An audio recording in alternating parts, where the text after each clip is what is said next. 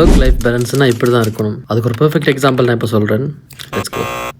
So நான் இப்போ வேலை கிளம்பிட்டு இருக்கிறேன். இப்போது விடிய 6 மணி. நான் இன்றைக்கி வந்து பொதுவாக நான் ஒர்க் பண்ணுற பிளேஸ் இல்லாமல் நான் இன்னொரு இடத்துக்கு வேலைக்கு போகிறேன். அதாவது இன்னொரு பிளேஸில் வந்து வேற ஒருத்தர் சிக்காயிட்டார். ஸோ அந்த பிளேஸை ஃபில்அப் பண்ணுறதுக்காக நான் போயிட்டுருக்கிறேன். இந்த கம்பெனியில் வந்து நார்மலாக நான் இப்போது இன்றைக்கி ஃபுல் டே ஒர்க் பண்ண போகிறேன். ஸோ இது வந்து 2 hours தள்ளி இருக்கேன் என் வீட்டிலிருந்து. ப்ளஸ் நான் போகிறதுக்கு 2 hours, வாரத்துக்கு 2 hours. இதனால் என்ன ஒர்க் லைஃப் பேலன்ஸ் பாதிக்கப்பட்டுச்சான்னு கேட்டிங்கன்னா அதான் இல்லை. பேசிக்காக ஜெர்மன் ரூல்ஸ் படி ஒரு மனுஷன் வந்து 8 மணி நேரம் வேலை செய்யலாம், ப்ளஸ் 2 மணி நேரம் ஓவர் டைம். பட் இந்த மாதிரி நாங்கள் ட்ராவல் டைம் இருந்துன்னு சொன்னால் ஒரு சில கம்பெனிஸ் வந்து அந்த எம்ப்ளாயி வந்து ரொம்ப கஷ்டப்படக்கூடாதுன்றதுக்காக சில சேஞ்சஸ் பண்ணுவாங்க. ஸோ அந்த மாதிரி எனக்கு என்ன சேஞ்ச் பண்ணியிருக்காங்கன்னா எந்த கம்பெனியில் என்னோட ட்ராவல் டைமை வந்து இவங்க ஒர்க் டைமுக்குள்ளே இன்க்ளூட் பண்ணிட்டாங்க. விச் மீன்ஸ் நான் 2 மணி நேரம் போகிறது, 2 மணி நேரம் திரும்ப வருது. மொத்தம் 4 மணி நேரம் வந்து நான் ட்ராவல் டைமை போட்டிருக்கிறாங்க. ஸோ நான் நார்மலாகவே இன்றைக்கி இந்த ஒர்க் டைம் ஜஸ்ட் 4 hours தான் இருக்க போகுது. ஸோ இதனால் என்ன ஒர்க் லைஃப் பேலன்ஸும் எனக்கு ஃபுல்லாகவே ஓகே ஆகுது. விச் மீன்ஸ் நான் விடிய நார்மலாக வேலைக்கு போகிற மாதிரி போயிட்டு நான் ஈவினிங் அதே 5 மணிக்கு தான் வீட்டுக்கு திரும்ப வரேன்.